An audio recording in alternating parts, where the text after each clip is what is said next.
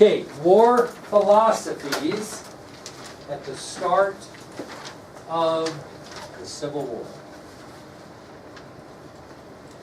Now, there's a vast difference between what the North was fighting for philosophically and what the South was fighting for philosophically. What was the goal of the South? Well, they already did. No, they already did that. What are they fighting for? They're very good. They're fighting a defensive war for their independence, right? Because what's the war over? Really, not only slavery, but they're seceding from the Union. Why are the North fighting the South? To get them back in the Union. If they didn't care if they were in the Union or not, we wouldn't have had a Civil War. But the federal government and Abraham Lincoln didn't believe that the country should be able to secede into their own country. So that's what the war was about. So the Southerners were fighting for more clearly defined goals and more personal aims than the North. They were fighting to win their independence so they could govern themselves as they saw fit. And as Branson said, they were fighting to defend their homeland, defend their families. The North's coming to them. They're not going to the North. So, as far as war philosophy, the South are fighting for several things. They're fighting to win their independence. They're fighting to have the right to govern themselves. They're fighting to defend their homeland and their families. And now, what are they also fighting for? Slavery. So there's four things that the South are fighting for in the Civil War. Their philosophy is fourfold. First of all, they're fighting to win their independence. They're fighting to have the right to govern themselves as they see fit. They're fighting to defend their homeland and their families. And they're fighting for the right to own slaves. Or they're fighting for slavery. Those are the four things, that's their four philosophies. That's what they're fighting for. The North's only fighting for one reason, and that's what? To preserve the Union. To keep the Union together. To stop these secessionists from leaving the Union. Now, I'll tell you what, and this is, not a lot of people don't know this, you'll know it. There were very few Northerners who saw the war as a way to end slavery. That isn't really why they fought, to end slavery. They fought to preserve the Union, to keep all the states together into one Union. So, contrary to popular belief, a lot of people think all these Northerners fought the war to end slavery. Very few Northerners had that philosophy. Most of the Northerners fought to preserve the Union, to keep the Union together. Now, if you restored the Union, however, what was a spoil of that? To the victor belong the spoils. The end of slavery. Very good. So they didn't the Northerners didn't necessarily fight to end slavery. They fought to preserve the Union. But one of the victories, one of the spoils of the victory would be the ending of slavery. So make sure you know this. This is really important for the test too. What is the four philosophies of the South? 1, to win their independence. 2, to govern themselves as they saw fit. 3, to defend their homeland and their families. And 4, to preserve slavery. What were the Northerners' philosophies? The main philosophy was to preserve the Union. Keep the Union together. A spoil of that victory, however, would be the ending of slavery. But it was not a philosophy. It was a benefit of victory. Okay? Very good. Now, that'll take us to our next subtopic, which is war strategies for both sides in the Civil War. So what are the war strategies for both the North and the South? what is going to be the strategy of the South in the Civil War? What is going to be the strategy of the North in the Civil War? Okay? We'll talk about them each in a minute and see if you know. And Branson said this. The overall strategy of the South in the war was to fight what? A defensive war. Yep, that's their total strategy, was to fight a defensive war. What was their goal of that strategy? Let's just defend, defend, defend, and pretty soon the North will get tired, and what will they do? They'll give up and go home, and we'll be able to have our independence, govern the way we see fit, won't have to defend our homeland anymore because the war's over, and we'll have slavery. That was their whole strategy. We're just going to defend, defend, defend. We're going to hold the North at arm's length, so to speak, so they can't hurt us too bad. They'll grow tired of this, and they will go home. Okay?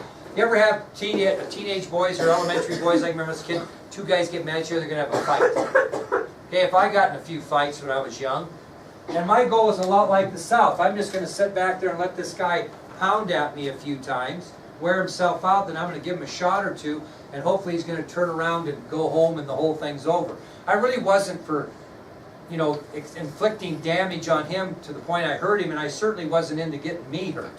So my thought process on a fight, a lot of people are like this, I'm going to fight a defensive fight. I'm going to defend myself and get a few shots in where you get tired.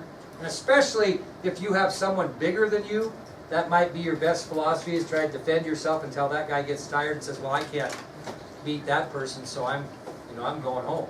That's kind of what the South did. Okay? They're just going to defend themselves, keep their enemy to a point where they couldn't punch him in the face too many times, and they'll get tired of fighting and go home. Now, what would be the only time the South would ever go on the offensive? What would they try to capture that would make them go on the offensive?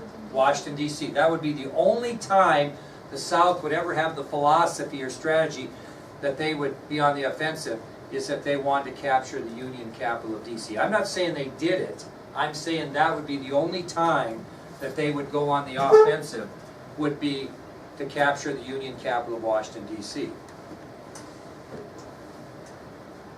Now, there was a border state and a Union state that the Confederates would eventually strike into. And they basically did that to cut lines of communication. Because how far away are these capitals from each other? Richmond, Virginia, and Washington, D.C. What's separating them? Maryland and parts of Pennsylvania. So the only time that the South really is going to go on the offensive is they're going to go into Maryland, they're going to go into Pennsylvania to try to mess up the Union's communication lines. Thinking if they messed up their lines, what would come to an end? The war. The whole idea of the South is, let's engage these guys and just tire them up and send them home. They'll get tired of this business. Who's got a lot more to fight for in this deal? South, no doubt. Who's going to quit easier? The North. That was their whole idea. Now, the Northern strategy was quite a bit different. They actually had a specific military strategy, because they're going to be on the offensive, right? Okay? And their strategy was kind of 3 different plans of attack. Now, what would be the first thing you might do to make sure that you crippled the South before a shot was even fired? Cut them off from where? That's right. So what would you do? What would you blockade? All the ports.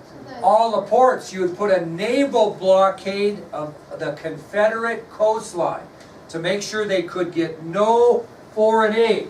Did the Union know that part of the South's advantage is they may get foreign countries like France and Great Britain to come in for that cotton? They didn't want them to get anything.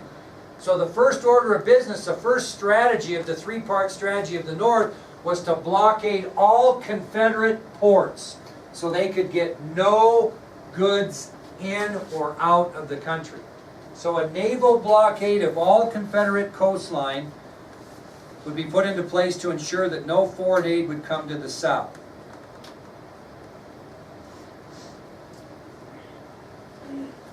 Another thing that they wanted to do was try to cut the Confederacy in half. because they thought that would weaken the Confederacy. What would you have to gain control of on the map to cut the Confederacy in half? Say it.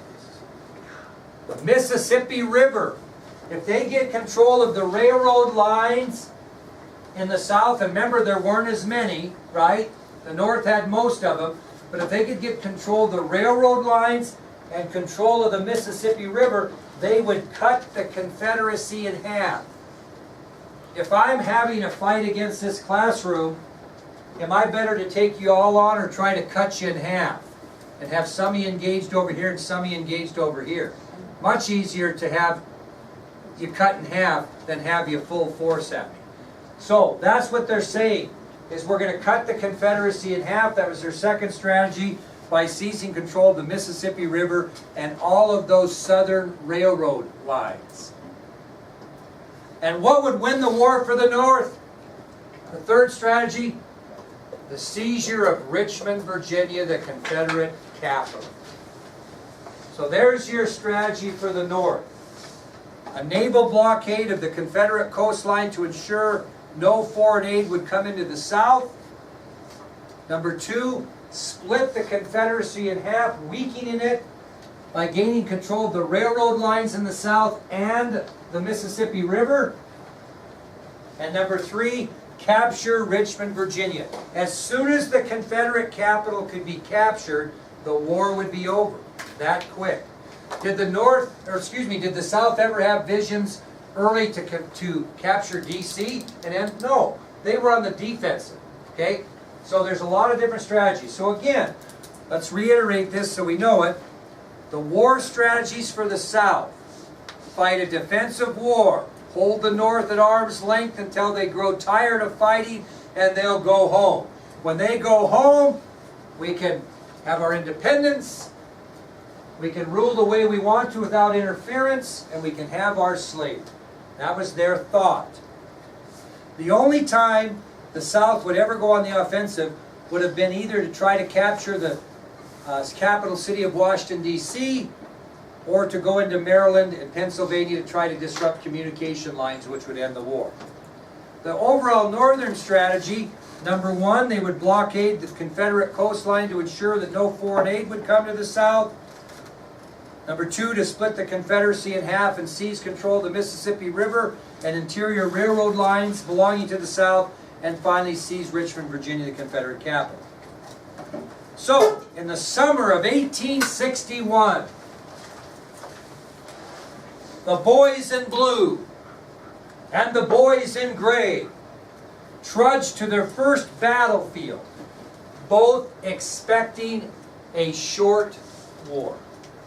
In the summer of 1861, the quote, boys in blue and the quote, boys in gray trudged to their first battlefield, both expecting a short war. When both sides marched to that battle, which we're going to talk about next, none of those men could have imagined that they would have 4 long, cruel years left in this conflict between North and South. Almost to a man, they thought whoever wins this battle will win the Civil War. That was the thought process. And that battle is our next subtopic, which is the first battle of Bull Run, also known as the Battle of Manassas. Okay, this is the first combat battle of the Civil War. Every soldier from the North and every soldier from the South that marched to that battlefield believed that the winner of this battle would win the Civil War. Not one of them even had an inkling that this war would last 4 long years. Okay, the first battle of the Civil War was fought on July 21st, 1861. July 21st of 1861. And was fought near a stream called Bull Run Creek in northern Virginia. So the first battle of the Civil War was fought on July 21st, 1861, near a small stream called Bull Run Creek, which was located in northern Virginia. Thus, the name, the Battle of Bull Run. I'll tell you where Manassas comes from later. So the first battle of the Civil War was fought on July 21st, 1861. It was fought near a stream called Bull Run Creek in northern Virginia. And I'm going to give you two examples of how the Union was way overconfident going in this battle. Two examples of how the North or Union was very overconfident of victory at Bull Run. Three examples, not two, three, sorry. Three examples of how the Union was so overconfident of victory. Number one, Union soldiers, as they marched to the battle, stopped and picked blackberries along the way. Union soldiers, so confident of victory over the South at Bull Run, picked blackberries along the way to battle. I don't think when we go into battle today, soldiers are picking fruit on the way there. Got to have your game face on. So, first example of the overconfidence of Union soldiers at Bull Run is Union soldiers stopped and picked blackberries along the way to battle. Second example is a quote that one prominent politician said back in D.C. So he would be a Southerner or Northerner if he said this and lived in D.C. Northerner. This is what one prominent Northern politician said back in Washington, D.C. prior to the Union departure to Bull Run. This is what he said. One prominent politician back in D.C. said this prior to their departure. He said, quote, "I would be happy to drink all the blood spilled in this little war." One prominent Northern politician back in Washington, D.C. prior to the Battle of Bull Run stated publicly, quote, "I would be happy to drink all the blood spilled in this little war." I would be happy to drink all the blood spilled in this little war. What's he saying by that quote? No. I would be happy to drink all the blood spilled. He's saying like, it's just, we're going to win. It's that quick, there won't be any bloodshed, the South will turn tail and run, and this Confederacy will be over. He predicted an easy, quick, non-death victory for the North. He would be willing to drink all the blood spilled in not just that battle, but the whole war, which he referred to as a little war, because he didn't think it was the last one. He'd be Now- a little sick. Yeah, now, here's the crazy part. High society sightseers brought picnic lunches to watch the battle as if they were going to a sporting event. Honest to God, high society Northerners drove their carriages and had their fancy women all dressed up, had their brandy, packed picnic lunches, and went and found a spot at the battle to watch, just like it was going to be a basketball or football game or volleyball game. I'm not kidding you. They were so overconfident, they actually went to watch this thing on how the North was going to win so quickly and this thing would be over. So the three examples of overconfidence on the part of the Union: Union soldiers stopped and picked blackberries along the way to battle. One prominent Northern politician back in Washington stated, quote, "I would be happy to drink all the blood spilled in this little war." And finally, high society sightseers brought picnic lunches to watch the battle as if they were going to a sporting event. Well, this battle that was supposed to be short lasted all day long. Now, I'm going to give you some examples of how this was just not very well organized on either part. And you caught a little bit of this on a video we watched, I hope. Both flags, the flag of the Union, which you know, and the flag of the Confederacy before it was changed to the stars and bars, looked very similar. And the idea in battle is you always had someone holding the flag. That was their job. If he was holding the flag and got shot, I would drop my weapon and I would go hold the flag. That's how you told who was who.